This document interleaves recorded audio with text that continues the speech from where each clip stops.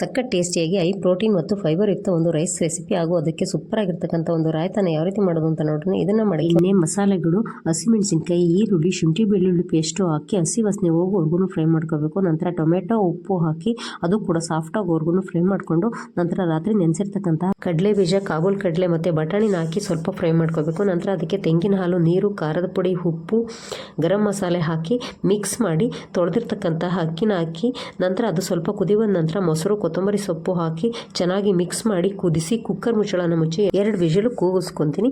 ಈಗ ಅದಕ್ಕೆ ರಾಯ್ತನ ರೆಡಿ ಮಾಡ್ಕೊಳ್ಳೋಣ. ಇದಕ್ಕೆ ಚಿಕ್ಕದಾಗಿ ಹೆಚ್ಚಿರ್ತಕ್ಕಂಥ ಈರುಳ್ಳಿ, ಸೌತೆಕಾಯಿ, ಟೊಮೆಟೊ, ಮೊಸರು, ನೀರು, ಉಪ್ಪು ಮತ್ತು ಕೊತ್ತಂಬರಿ ಸೊಪ್ಪನ್ನ ಹಾಕಿ ಚೆನ್ನಾಗಿ ಮಿಕ್ಸ್ ಮಾಡಿಕೊಂಡ್ರೆ ರಾಯ್ತ ರೆಡಿ ಆಗುತ್ತೆ. ಈಗ ಕುಕ್ಕರ್ ತಣ್ಣಗಾದ ನಂತರ ಮುಚ್ಚಳನ ತೆಗೆದು ಮಿಕ್ಸ್ ಮಾಡಿಕೊಂಡ್ರೆ ಹೈ ಪ್ರೋಟೀನ್ ಮತ್ತು ಫೈಬರ್ ಯುಕ್ತ ರೈಸ್ ರೆಡಿ ಆಗುತ್ತೆ.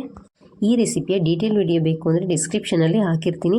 ಹಾಗೆಯೇ ಫೇಸ್ಬುಕ್ಕು ಮತ್ತು ಇನ್ಸ್ಟಾಗ್ರಾಮಲ್ಲಿ ನೋಡೋರು ನಮ್ಮ ಪೇಜ್ನ ಫಾಲೋ ಮಾಡಿ. Thank you for watching.